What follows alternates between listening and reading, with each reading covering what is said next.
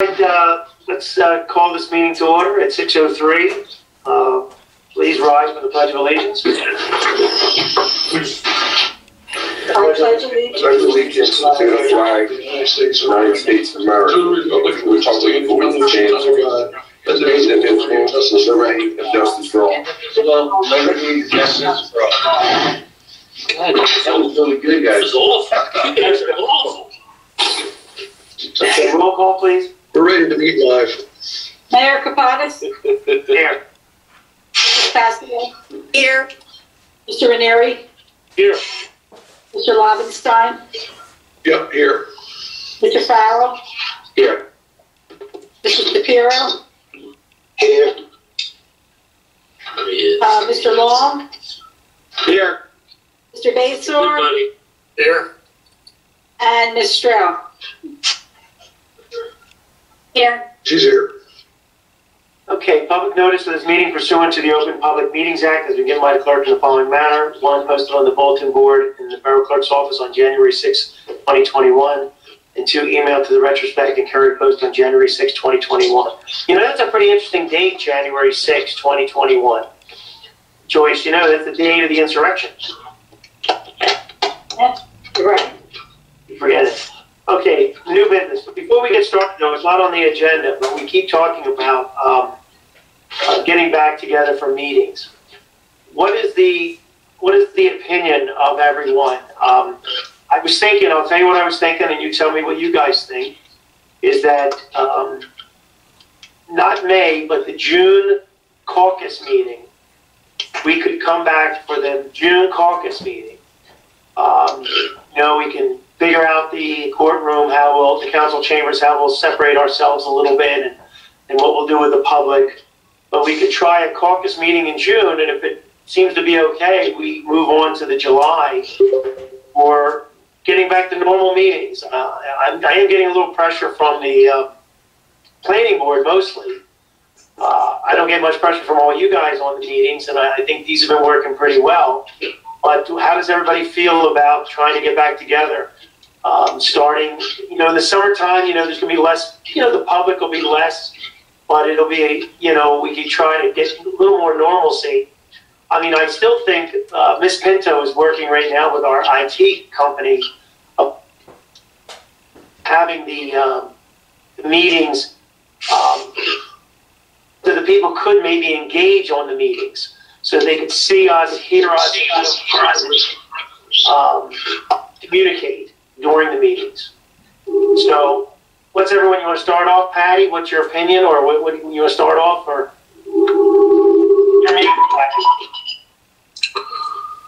We love Patty.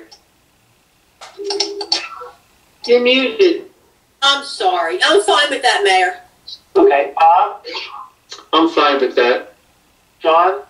Yes. Right? Yes. And Rich?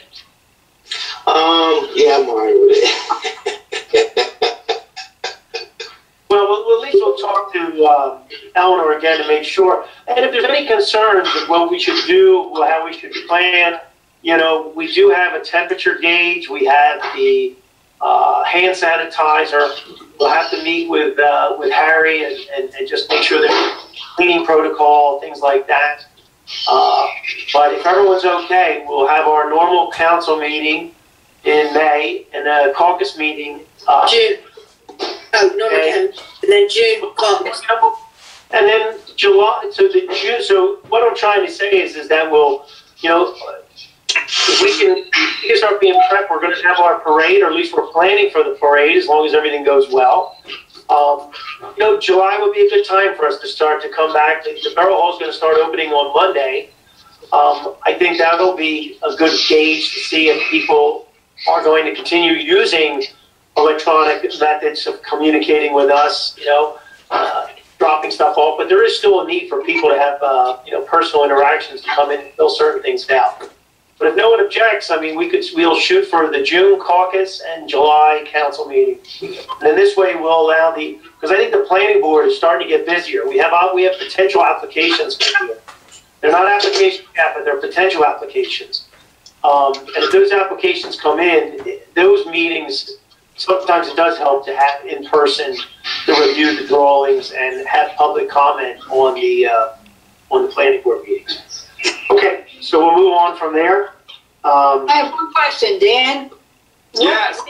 What did the governor say today about indoor meetings? So it was yesterday. I will say this, as a public entity, we are exempt from the gathering requirement. Okay. And we have been for a while. I'm with the mayor, and I spoke about that today on our traditional day of meeting call. You have the legal green light from me. It's whatever council is most comfortable with. But to answer your question, Joyce, the indoor gathering limit is up to 50% capacity with a maximum of 250. So let me just throw one more thing out there.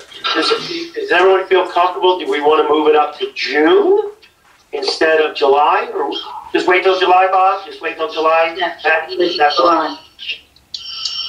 I know how Joyce feels, but I mean, Well, are masks going to be required? yes. And so, Yes. okay. How about when you're speaking?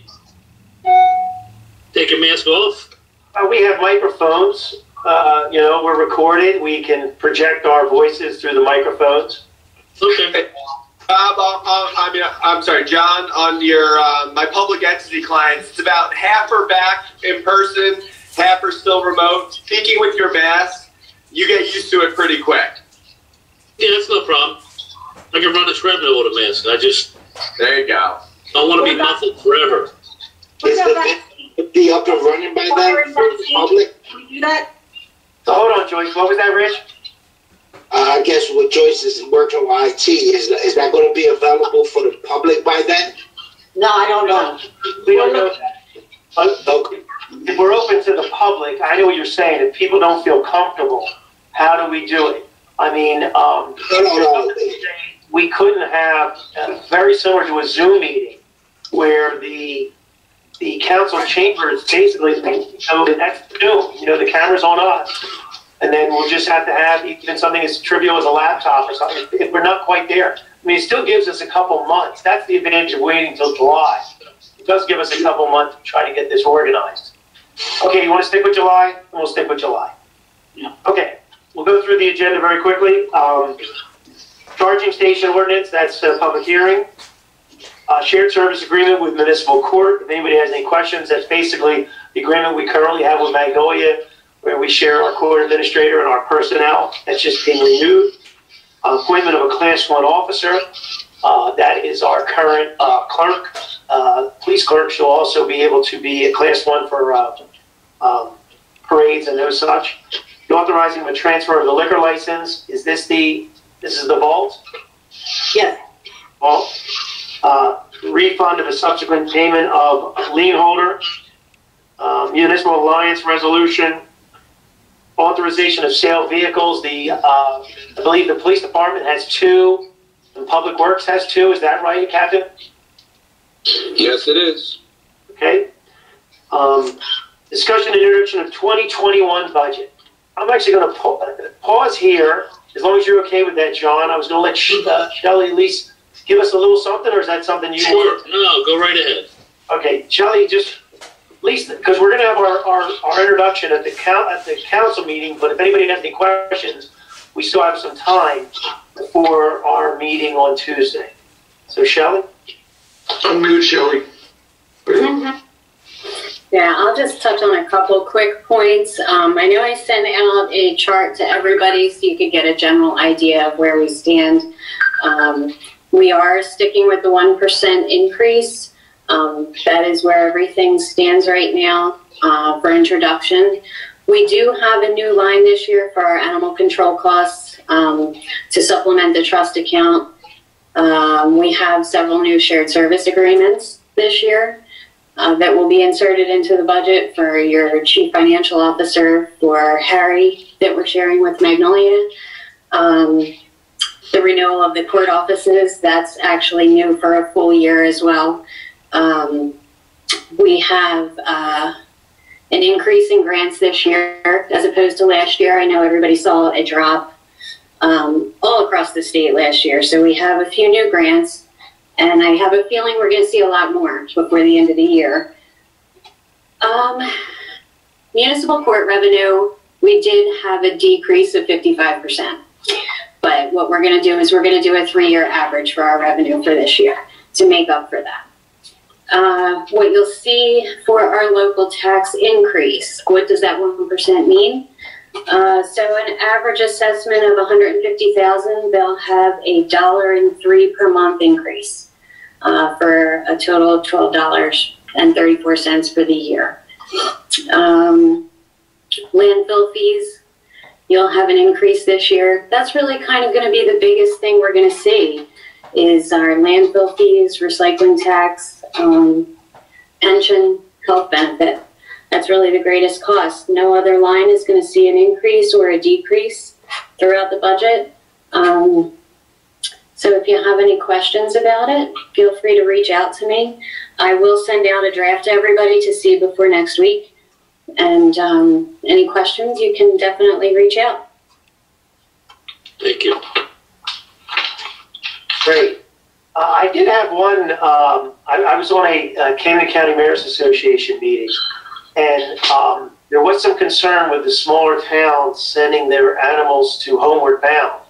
And the concern wasn't so much that Homeward Bound was doing anything wrong, but what the one town found out was they contacted their animal control officer, and the amount of animals that were being taken from the town to Homeward Bound was a different number than what was actually being dropped off.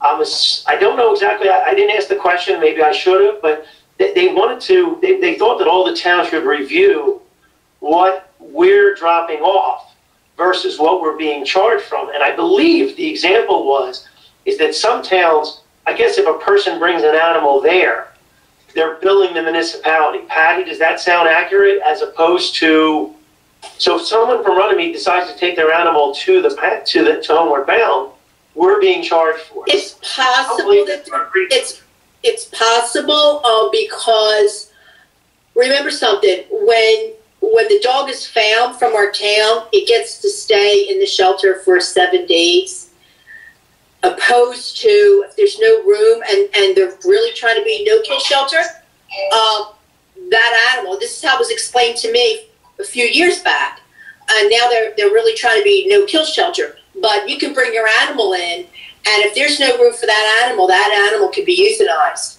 So exactly what they're doing, I don't know, but Shelley and I did discuss that. She was absolutely going to go over the numbers that were going in and the numbers that were supposedly being dropped off. So she's right on it. Correct? So what? Correct, Shelley?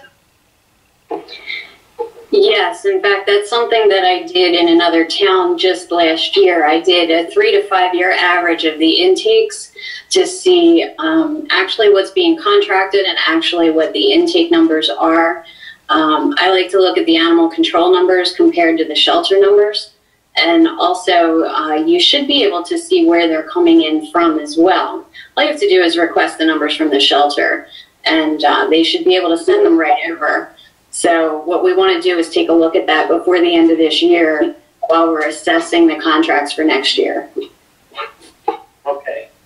Thank you. Was there any other questions about the budget before we move on? Okay. Revise the cash management plan. I believe that's just a formality. Discuss appointing acting police chief. So as everyone is aware, on June 1st, Chief Daly will be it'll be his last full-time day. And at that point, we will be appointing, well, we'll do a resolution next week where we'll be appointing Captain Sampolsky as the acting police chief until Daly formally uses up his time and retires. So he'll be using his paid time off, and that's about it on that. Was there any questions or concerns, or I think we're in good shape? I mean, Bill's been to more meetings than I think I've been to. So he's everywhere. Are we going to have a send-off for him? Well, Daley's last day will not be until in December. So he'll be still an employee. He just won't be full-time until then. So it's just the way it works out. But we need somebody to be the acting chief in between for that period of time. Correct, Captain? Yes, and we will do the big send-off to Chief Daley at the beginning of January. Very good, thank you. You're welcome. He can ride in the parade. Yeah, I have plans for that too. Make him run alongside the car. That's what he should do. No, that's not the plan. That's not right, Nick. He can practice for the Secret Service. He's on his way. All right. Discussion of survey of public works property. I think that was sent out to everyone. Hopefully you saw that. About a year ago, our public works superintendent wanted the survey done of the public works garage so that we could do some improvements down there. We've kind of held off on it a little bit because obviously we can't do everything at once. But because of the recent problem with the CCMUA, it looks like we're going to need to get this survey done so that we can work with them. If everyone knows that, that was the weekend I wasn't around, but it was the weekend we had that problem. I think some of you went down there and saw it with the CCMUA's issue. So they've come to us and basically said that they want to help us out to resolve this problem. But we need to make it clear where our property is and isn't, and the wetlands delineation. There are several streams back there that have to be identified. So this way we can, more than likely we're going to end up raising the driveway, doing some work down there so that if there is a problem in the future, we can control it a lot better. And hopefully it doesn't impact the public works facility the way it did. What's the first step, Nick? A survey? The first step is we've got a proposal to survey the property to, I think, do the topography and do the wetlands delineation. It was like a 3 or 4 part proposal that Mr. Bayshore had given us. So as long as council's okay with that, we could either, do you want a resolution, Mark, or you just want an okay? Or Shelley, how do you want us to do this? Generally do resolutions authorizing us to do the work. But if Shelley just thinks concurrence is fine, it's up to her.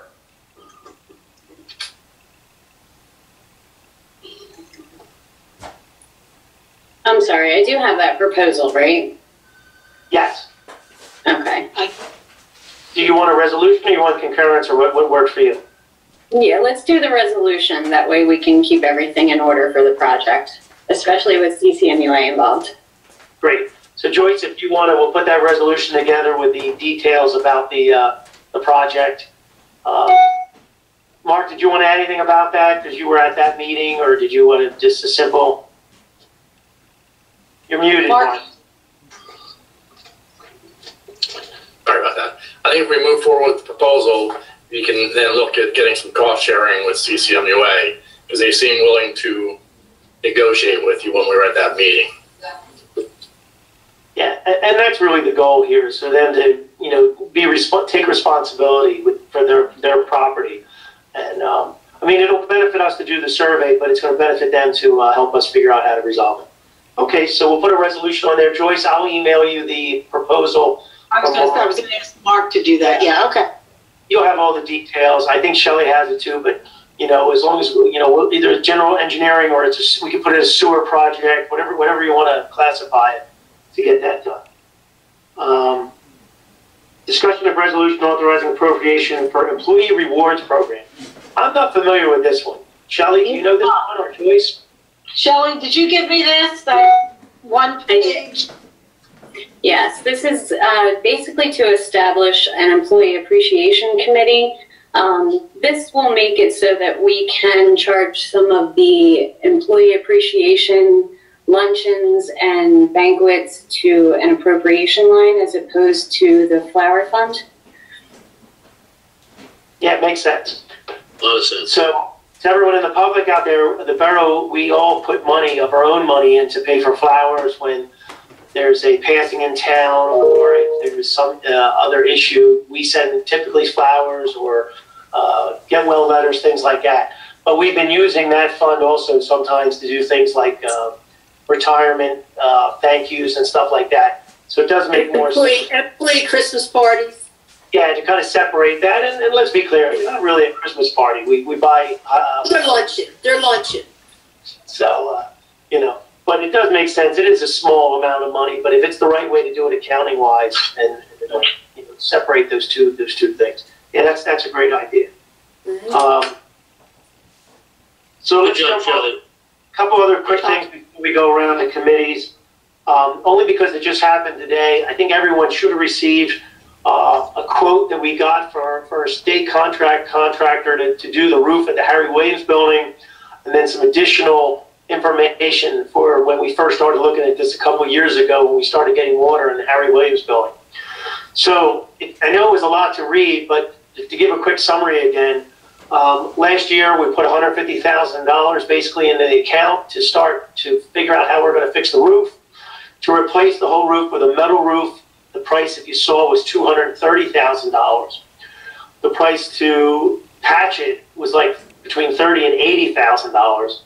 But then with the state contract bid through the schools, we can use that contractor to put the that white roof that you're seeing all over the place on big warehouse type buildings, where it's an insulated board and then it's a white membrane. It's got a long lifespan. It does reflect the sun.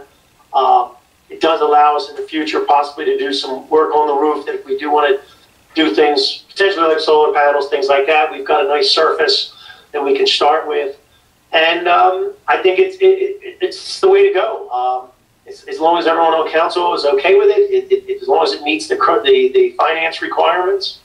Is there any questions on this? Any concerns? Let's do it. Rich, I mean, what you get? I mean, people have been complaining about water in the gym.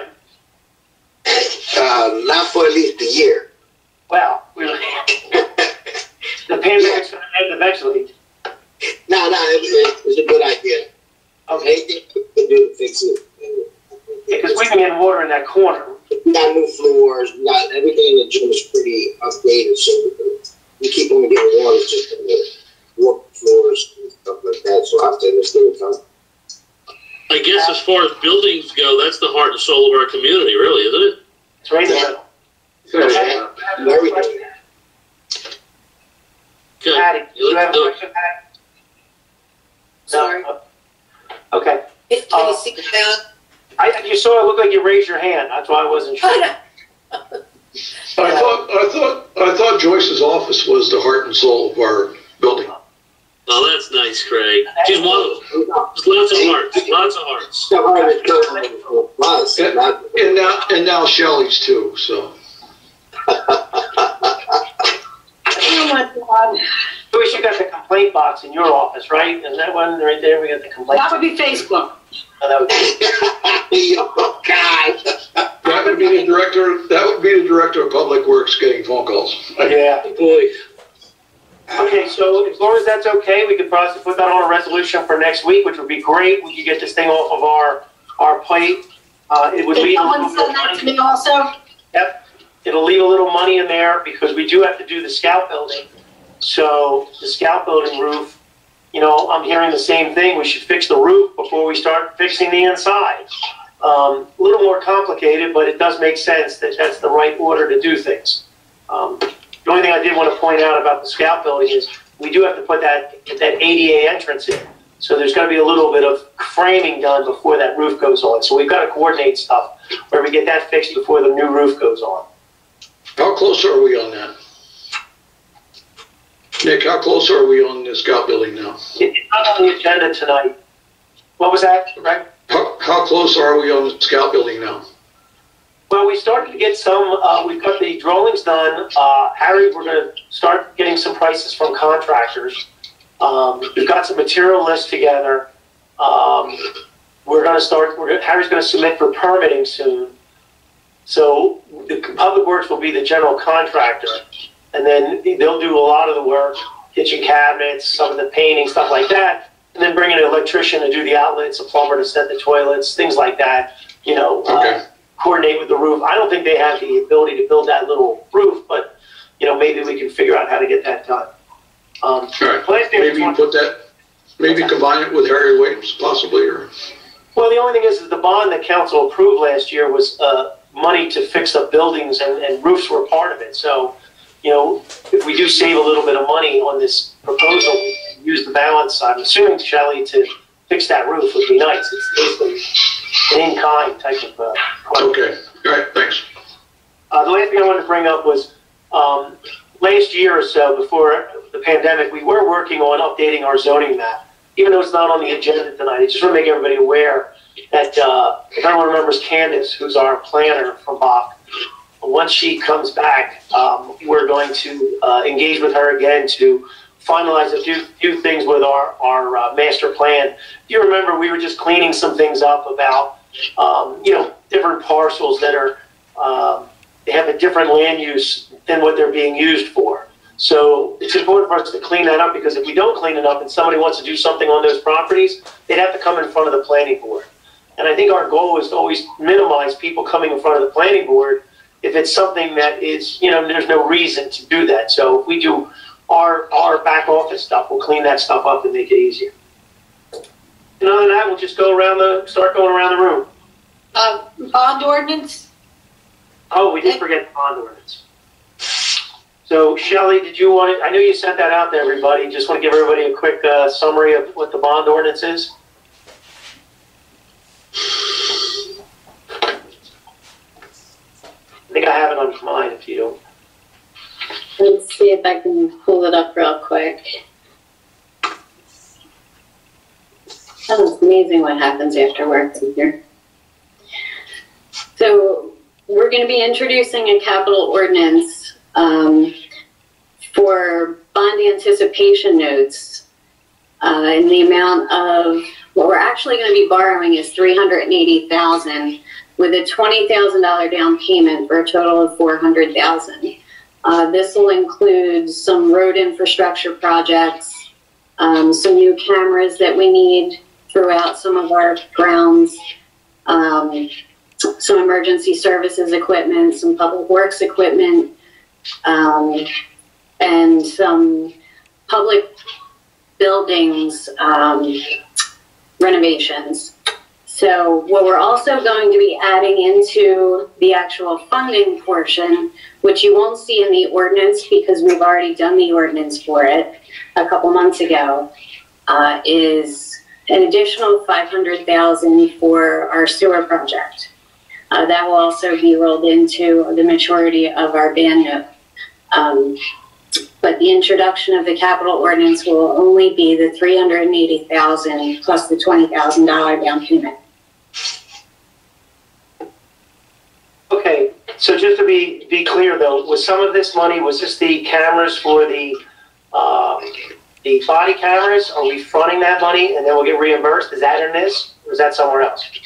That will be in this, yes, and we will get reimbursed for that.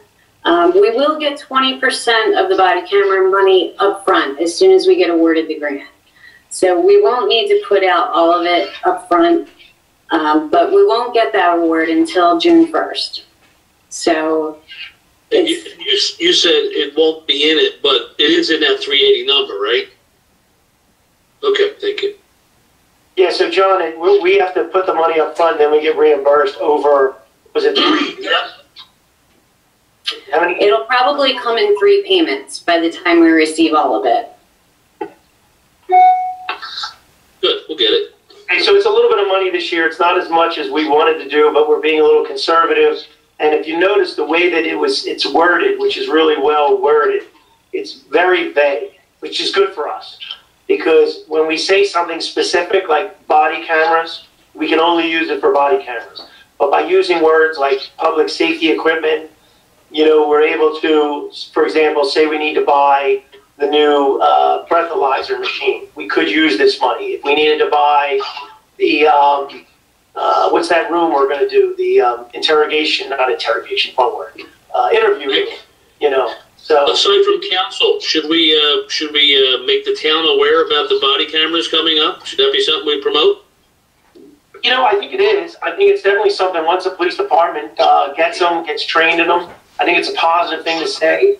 I hope the public does pay attention and knows that it's the state that's paying for this, even though they're making us put the money up and reimbursing us. They are, and they're also forcing us to do it. But it is nice that they are going to probably pay close to 100%, right? At least 80%.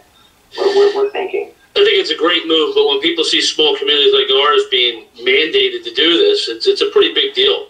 You know, it's a big step. So I think it's great. You know, legally, and they'll, you know, he said, she said is going to go out the window, which is great. Yeah, and I think your point, though, that I don't think the public knows that it's going to cost us close to $100,000 to do this. So it wasn't like a very small investment. This is a very big investment. This is a big commitment to put these body cameras in.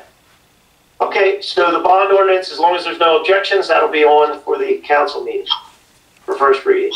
Okay, we'll go around the room. Before we get started, though, Patty, do you know if Eleanor's going to make it in, or did she respond to you? I texted her twice. She hasn't responded. Okay. Well, Patty, if you want to give something for this meeting. Okay. I'm just going to report on the newsletter. John and I are working on it. Departments, please send us some more information and some pictures. And hopefully John will meet with Larry, and so we can discuss the layout and how we want to, what exactly and how we want to distribute it, and how, you know, we're I'll give you a date. I'll give you a date. Okay.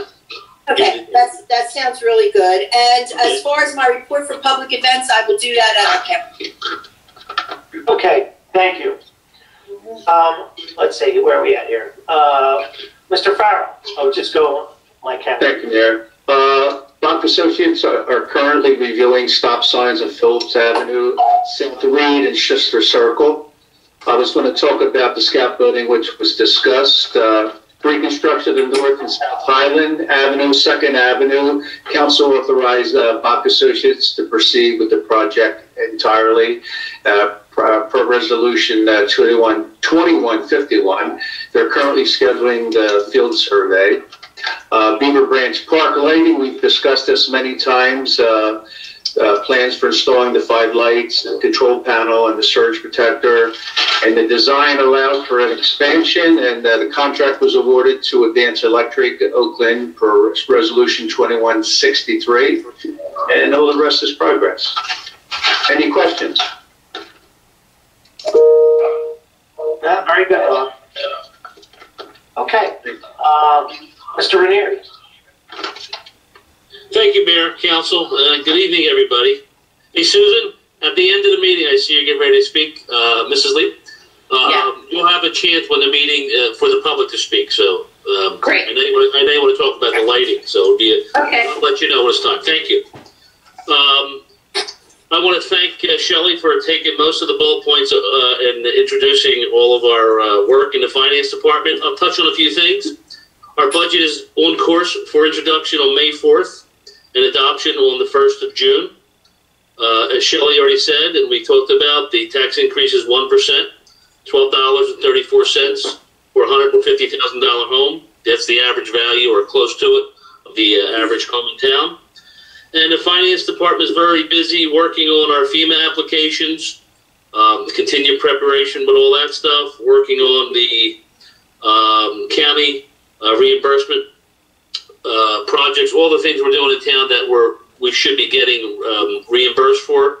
Shelley and Chris are working very hard to make sure that all of our ducks are in a row, and we are trying to make sure we get what is due to help our community. And also, I think that Shelley did mention the bond.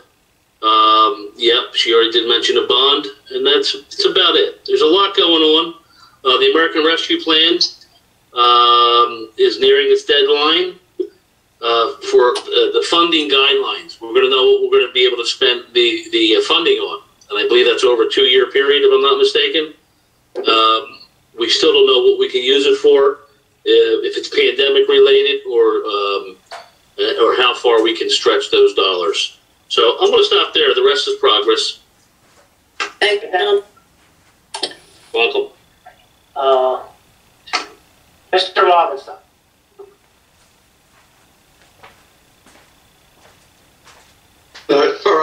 talked with Harry earlier. Just things are really busy around town right now. They're doing a lot of the spring cleanup. They hit the point today. We had a resident complain about something along the bike path. They took care of that today. They're working on all the sprinkler systems down at Green Acres. The bathroom in the softball building, which started to leak over the weekend, has been fixed. It was just a ring on the bottom, and the toilet was sweating a little bit. And they're working on the sorry, Rich, but I talked to Harry earlier. At the softball building, they're going to make that bathroom down there ADA compliant as part of the remodel. Along with that, you know, and there's not much else. He was on the way out of town tonight, and he had to make 3 stops. This is about 4:30. He's normally done about 3:30. He had a broken sewer pipe on 5th Avenue. He had to stop and talk to a resident. Then he had 2 other stops to make, and he wasn't sure if he's going to be able to get on. Nick, I know you've been talking with him a little bit, and if you have anything else to talk about, feel free, but not much else. Richie, Eleanor, Patty, and I and Bob were down at the softball opening on Saturday. The fields look just great. I wish we had that kind of help when I was there. And I was at the baseball briefly last weekend to watch Coach Burns, Coach Murray, and Murray do the T-ball teams. They were handling those T-ball kids outstandingly. They were just giving them all sorts of direction, and the baseball and T-ball fields look great down there too. I've been getting some calls from residents. I answer them as I go along. No big deals on anything. And the rest is progress. All right, thank you. Hi, Mr. Shapiro. Sorry if we make you laugh, but you're going to give us all the good stuff that's happened. No pressure. Craig already did.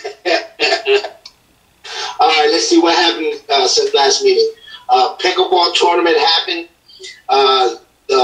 Marvin Hill, who ran it, sent out an email. I got to forward to everybody saying thanking us for using the facility. Everything was a success. And he wants to use it again sometime in July and October. So we're just talking about that, see how we want to go forward with that.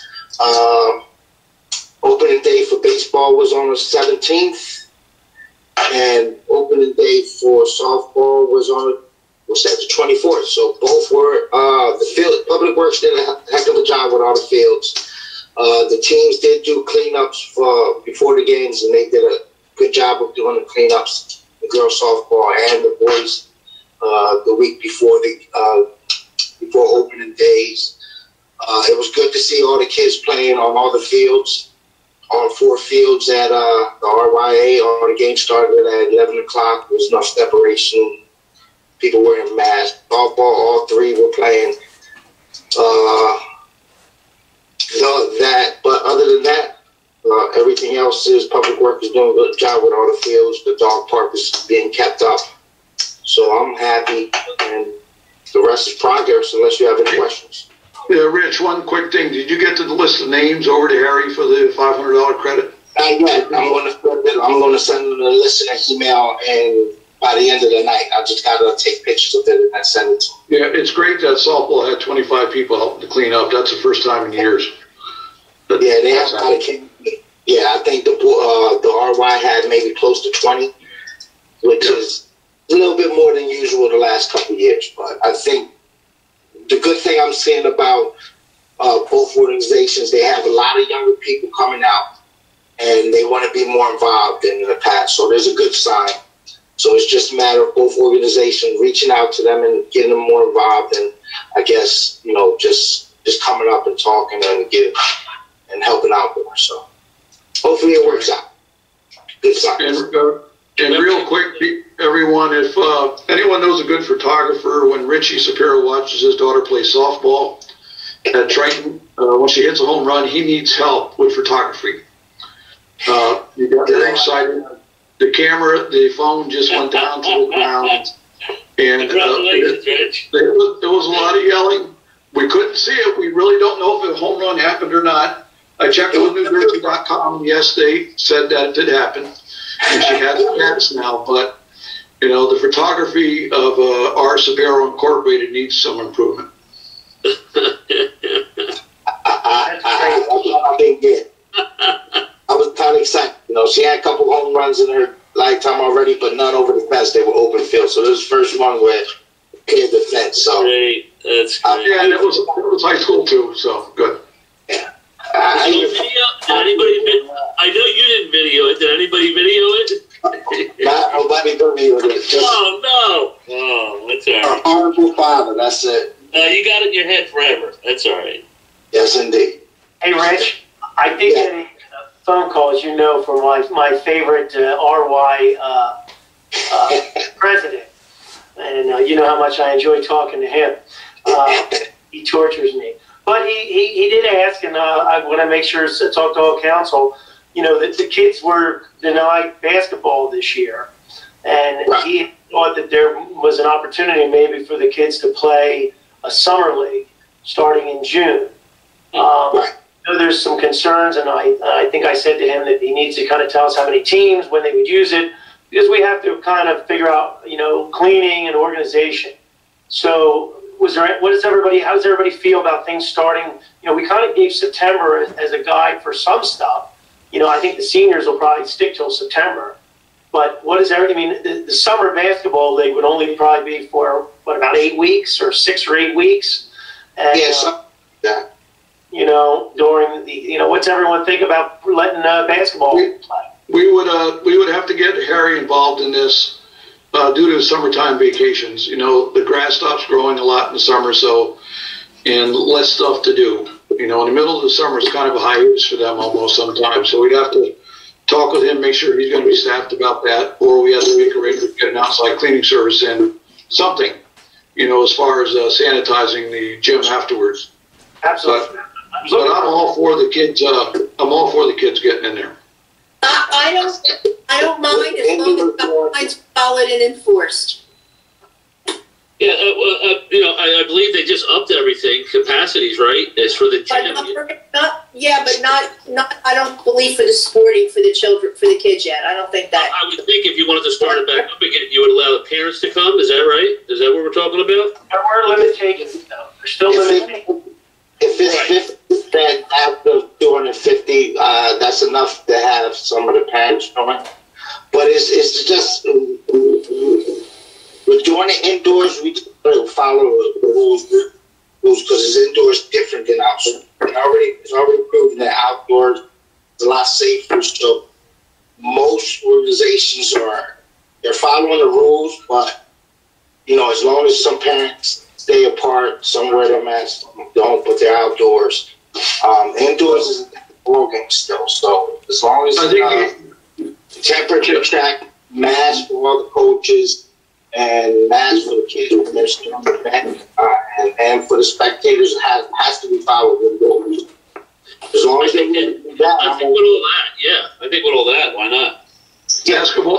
Basketball commissioner, I think we can talk with the esteemed Mr. Long, and he can give us some more guidance on that too. So at some point. Sure.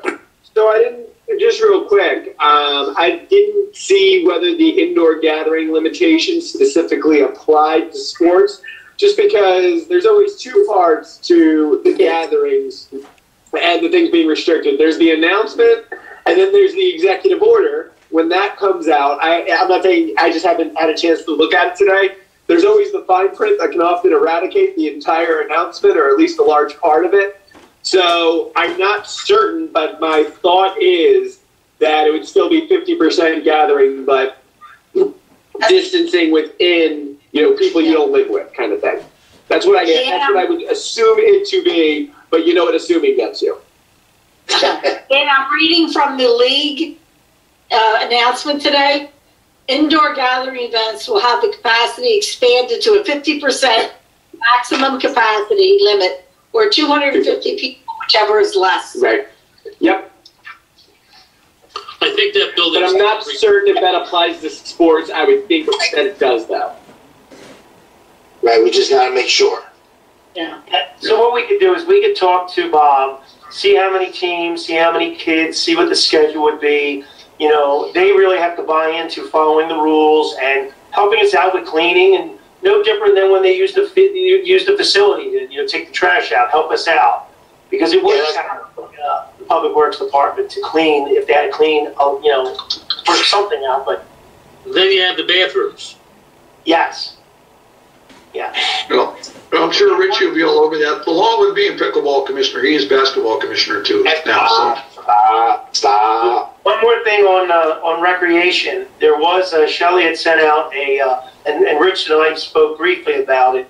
There is some money out there that we might be able to utilize to upgrade our playgrounds. As everyone knows, we took possession of the VFW playground, and we've been wanting to replace that. We had some broken equipment down there. So there might be an opportunity, and it's, I think, a very good application to say the VFW playground. And then Rich and I spoke briefly about some of the issues we have down at the Green Acres playground with the mulch, where maybe we do something where we could get some funding to put the rubber down. And then we talked about even another playground, because this application really talked about outdoor recreation, potential new playground in town, where it would maybe go between the field house and the minor field, or somewhere in the RY facility, because, like you said, John, that area is sort of a center area. And if we're going to invest some money in cameras and stuff to protect our assets, you know, getting families down there, it might be positive. And if they're going to get free money for it, is there a place that kids could play where they wouldn't have to worry about a fly ball? Well, we might still have to put some netting up. We might have to do some safety measures. It would be worth it. It would be worth it. Where we could protect them. It's of the three, that's the toughest one. The one, if everyone recalls, was the VFW. Is something we've been talking about for years, and we really need to work with them to get that one fixed. But there's an opportunity there. There are grants flying around all over the place. We just got to do our homework, put things together, and get a good application. Other than that, I guess that was good for recreation. Let's go around the room. Where were we at? We were that was the last person. Let's go around to our professionals quickly. We'll go with the easy one first, Mr. Long. Anything? First, I resent that comment, but the rest is progress. I resent that comment too, because why am I different? All right, Mr. I do that. Must be the one. Time for the difficult one. Yeah. All right, thank you, Mr. Mayor. I submitted my report in writing, and Bob took care of most everything I was going to talk about. The Beaver Branch Park lighting, the contractor's getting permits, so we expect construction to start soon on that. And I believe the Veterans Park War Monument is going to be replaced soon, so I have to coordinate with Harry, get the old monument removed and save the 2 plaques. But those projects should be starting up soon. And other than that, Bob covered everything I was going to talk about, so thank you, Bob. All right. Shelley, did you have anything else? Anything else, Shelley? No? Nothing else for me, thank you. That's easy. Captain Sampolsky, did you have anything? Yeah, I just wanted to thank everybody for everybody's faith in me, and I look forward to continuing the outstanding relationships that I have with everybody on here. Everyone knows I'll be accessible 24/7. I'm going to give you everything I have, and I really am honored and excited for the future to be working with the people in our police department. We have an outstanding crew, from our clerks to all the officers, so it's an absolute honor, and I'm excited, and I have a lot of ideas for going forward. You're going to get everything I have every day. That's great. Great. Well deserved. Well deserved. Thank you, Kevin. Okay, so at this point, I'm going to open the meeting up to the public. I see some people. So if you just want to... Payment of bills. What's that? Payment of bills. Oh, I would do that. I'll do that at the end. This way I'll keep everybody on. So this meeting's open to the public. Anyone wishing to speak, please give your name and address. Susan, since I do see the names, do you want to go first, Susan? Sure, Suzanne. And my address is 12 Washington Avenue. And I'll just say that Public Works has been helpful to me these the last few days. So there we go. Because we had some plumbing issues. But the reason I came is because John asked me to come talk about lighting. This is like the first talk I've ever given about lighting, and I'm not an official member, but I've become an advocate for the International Dark Sky Association. I'm also an amateur astronomer, and I volunteer, well, I have been volunteering up until COVID at the Franklin Institute, and I also belong to my local astronomy club. And so John was talking about the lighting that's going up in the park. And I mentioned some things about lighting and how we want to choose good lighting so we're not wasting energy, and to protect ourselves and to protect the animals and the environment. And John said, "Oh, come talk." So I don't know if I can share my screen or not, because I can give you the nice little fluffy 6-minute video if you want, talking about. Well, Suzanne, or I can just get right to the point. Get to the point. So, okay. So here's what I'm thinking. You can email it to. Why don't you email it to us, and then we can get distributed and watch it that way. I think that's the most efficient use of. Let me interject before you go, Susan. I want to interject. What Susan has said is that because she is into astronomy, she'd like to have some say possibly in our larger investments when we start to upgrade our lighting. Why not? Why wouldn't we want the education to know what's best? You know, there are a lot of stargazers as well, and we would like to choose the lighting, not just that it's going to light up a parking lot, but some of the other things that we don't even think of, and that's where Susan's education is. So we certainly would like to hear it. Forward me that 6-minute, and I'll report to all the council, and we'll definitely watch it. Sorry. I'll forward some other information too. Okay.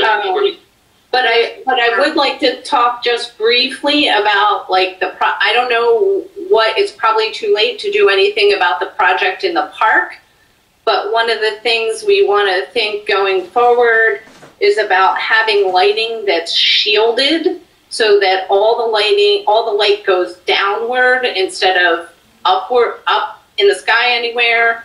And also all the lighting, we're not going to take away the lighting we have on the street now, but like on the Black Horse Pike or on Clements Bridge Road, you know, back in 2009, I guess it was, that's when the we got a lot of towns in the area got got grants, and a lot of those old-fashioned lights that look like gas lights were put up, and they cause a lot of glare. And so we want to definitely try not to add to any of that glare, because the lighting problem isn't just about protecting the beautiful night sky. It's also, we want to reduce glare, because when people are driving down the road, actually all those bright lights actually make it harder to drive safely, because the lights are shining right in your eyes.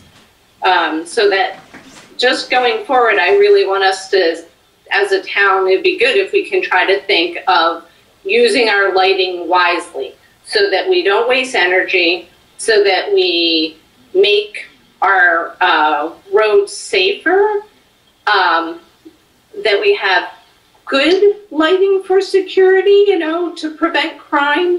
And there's a right way, a better way, you know, a better way to do it. And, you know, because actually too much light can actually allow people to hide in the shadow. So there's all these different things. So I'll pass all that on to you. Also, there's the issue of our health, all the LED lights that we're putting out there.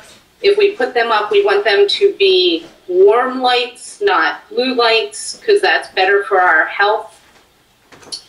And, and also for our wildlife. So in Philadelphia and New York City and Washington, D.C., and I also believe Baltimore, they're all currently involved right now in a project called Lights Out.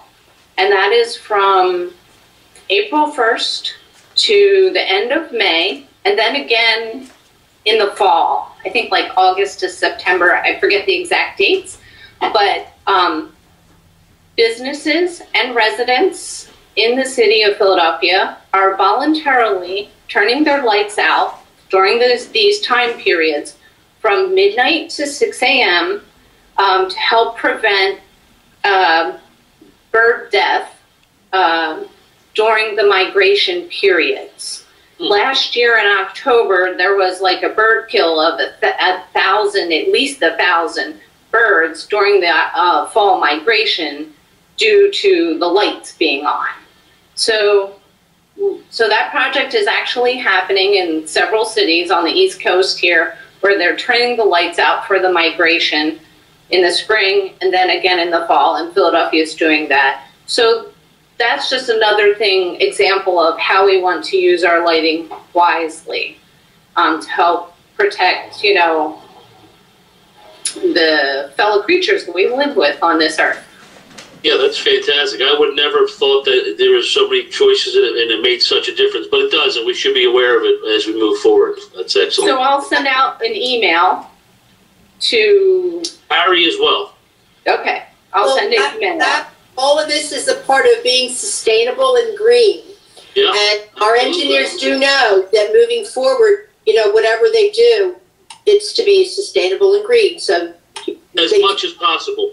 As much as possible. Exactly. Let me just say, the lights that we're putting up down at the park, and Mark, tell me I'm correct, they are covered, so they only shine down. And we can make sure that they are a warm LED, because you are right, they are an LED. We can make sure they're a warm LED. And then the last thing is, and you bring up a good point about, we could put a timer on there to make sure that the lights do go off. Our intent of the lights was not to electrify the park in a way that it's on all the time. It was really about pedestrian safety, and in the evenings to allow the families to get out of the park. So that's our first goal down there, is just really to get the families out. Right now they're walking with their phones on to get out. So we're just trying to do that. We'll leave a few lights on 24 hours because you are right, there is some safety concerns that we have to, we have our assets that we have to protect. But I think these ideas that you've given us, I'm sure, I know our engineer, I do know that those lights are downward lighting. We can just make sure they're warm, but the idea of putting them on a timer, I think, is a great idea. Or, because they might have been dusk to dawn lights, correct? So we could easily... They're dusk to dawn with a timer as well. Yeah, so we could, the dusk will turn them on, but the timer will turn them off, correct? Okay, that's great. I agree with you. We do need to know this stuff to make decisions, and, we should be gathering as much information before we do it. So if we form a committee on lighting, you'll be on it, Suzanne. Okay. All right. Sure. Okay. Thank you. Anything else? Anything else, Susan? Yeah, once it's safe for everyone to look through the telescope, I can show up with my telescope at the park, too, if anyone ever wants to take a look. Yeah, we're going to want that. That's going to be amazing. Anybody enjoy the pink moon yesterday? It didn't look so pink. I don't know. So, yeah, it's called the pink moon just because it coincides with the blossoming of the pink phlox, Okay. which is a kind of flower. So, Yeah, we would love to do some things with astronomy in the future, so we'll be calling you for that. Thank you. Okay. Appreciate it. All right. Thanks. Okay, I see someone. I'm going to leave you, David, for last because I will give you time. But we have someone new on. I don't see Christopher. Did you want to speak this evening? Okay, yeah, it's Christopher Zeloff here. I'm a friend of David Steinberg and filmmaker, environmental filmmaker, and came out here with David's invitation. And Christopher, what's your address? We need your. Well, I have a studio at the at 811 Black Horse Pike. So I am local, but also from Philadelphia, and also working in California. So I put together a proposal to make a video about the sustainable future of Runnemede, and I think it's pretty dynamic. And I think I gave a copy to John and to Eleanor and David, and kind of ready to begin once there's planning and acknowledgement of it, I guess.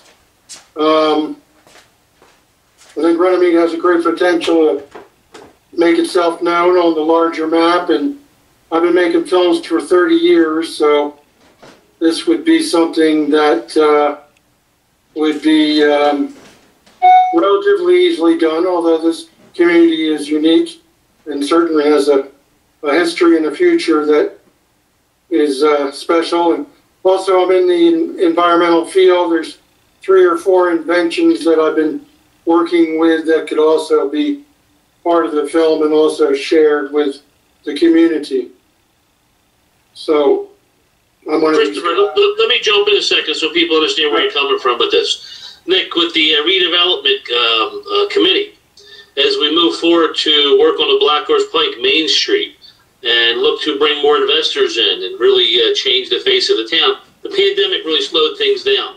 But I believe Christopher wants to be a vendor of ours in the future, whether it's Reimagine Runnemede or the Borough, and help promote any of the things we want to advance. And I will forward everything that I have, and everybody can look at it. But I was really waiting until the committee got together again, and we open up the Borough so we can start having our redevelopment meetings again, because we haven't had them since the pandemic, Chris.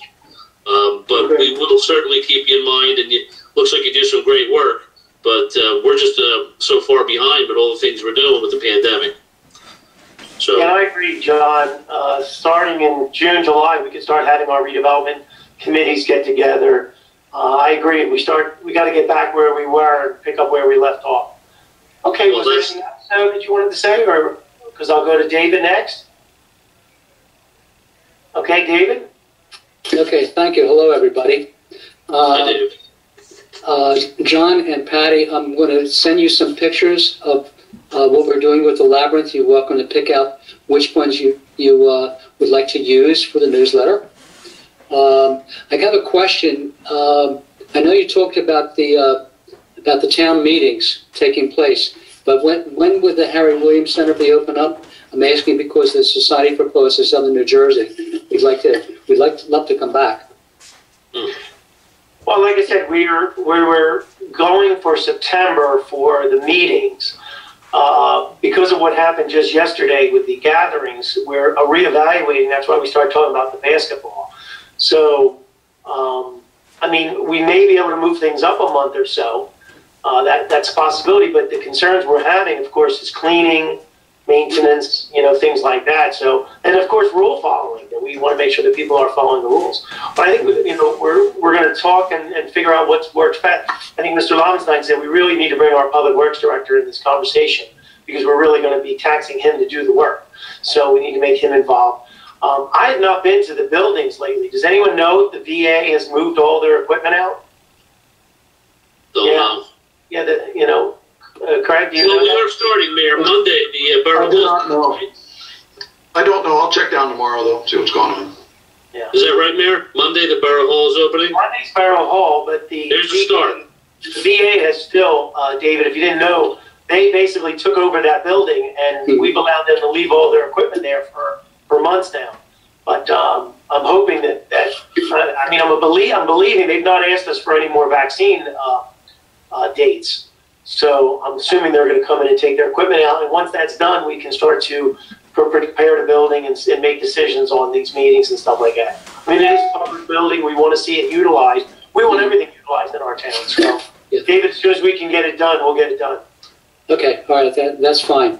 On Saturday, we're having another event at the Labyrinth.